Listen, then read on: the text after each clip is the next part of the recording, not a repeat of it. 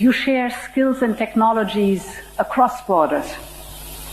You build the jobs of the future. And that's what the forum is about today.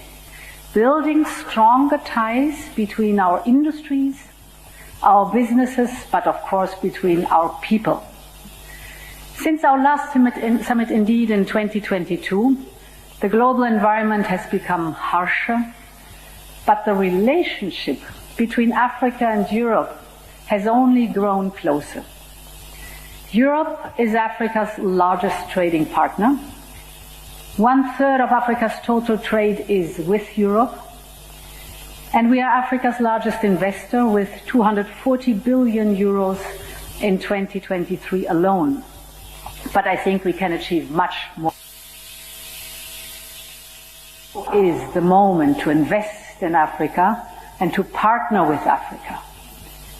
This continent has everything it takes to deliver prosperity at home and to shape the global economy of tomorrow. It holds 60% of the world's best solar resources, 60%.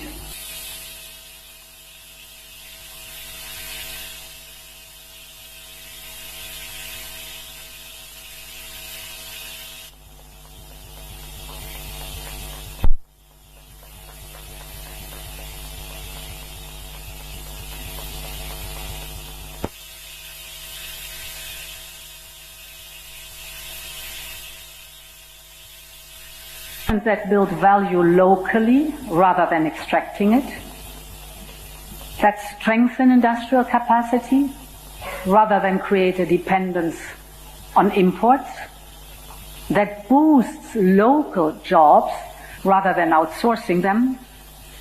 And this is the partnership that Europe is putting forward, strong and mutual beneficial, one that helps communities and industries on both continents to thrive. At the heart of this investment agenda is Global Gateway. When we launched it, we committed to investing 150 billion euros in Africa by 2027. And since then, we have mobilized investments of over 120 billion euros, so we are well on track to meet our targets. Global Gateway is not only about large-scale public investment. Its strength lies in governments, banks, and businesses from both countries pulling in the same direction.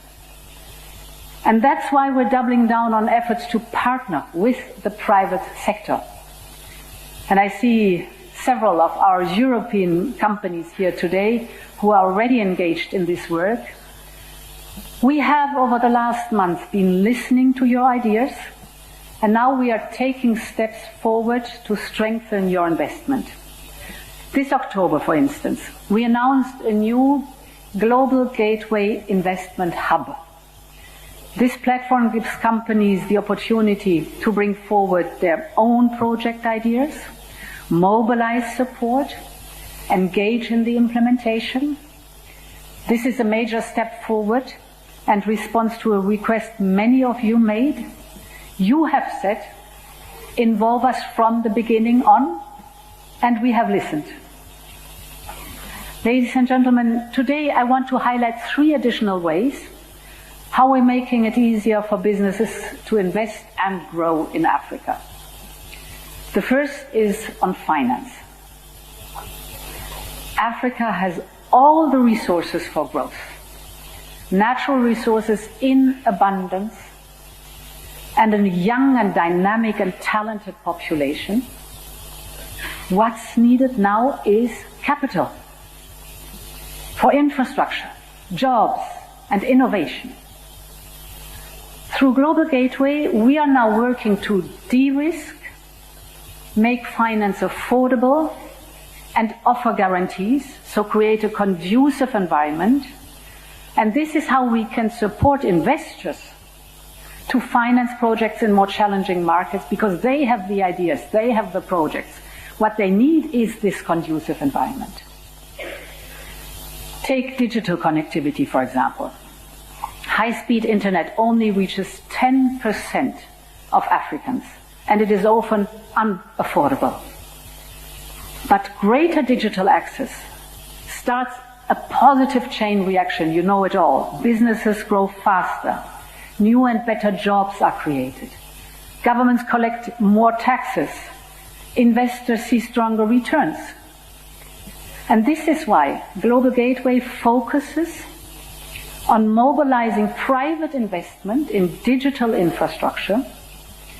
For instance, we are now expanding our data cables to East and West Africa and deploying the Medusa cable that connects Europe and North Africa. And with investments like these, the impact of every euro multiplies and everyone benefits. My second point is about entrepreneurs. Africa, as I said, has a young, dynamic population. It's a continent with talent, creativity, and drive. It has some of the highest rates of entrepreneurship in the world. So people are daring, they have courage. But most of these businesses fail within the first few years.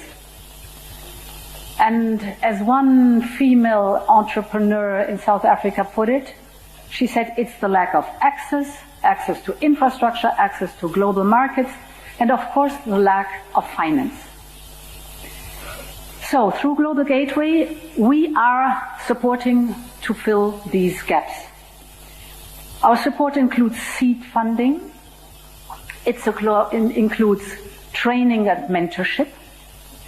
We connect young businesses to local value chains and regional market, because when entrepreneurs are given the tools to scale, they create better jobs, greater investment, more innovation. And ladies and gentlemen, my third point is on regional integration.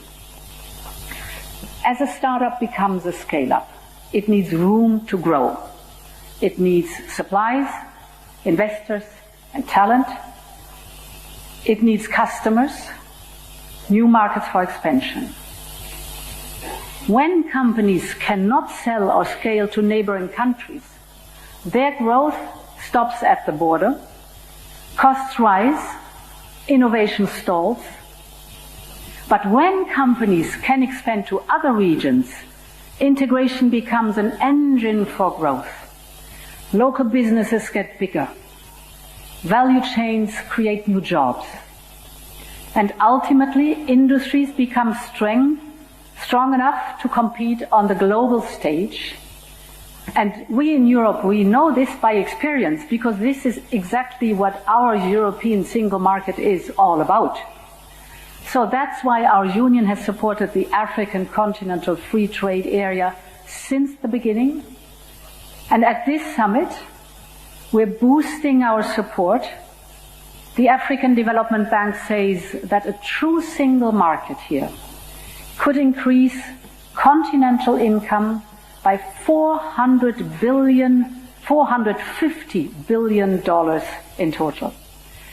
That means massive opportunities for Africa and for the world.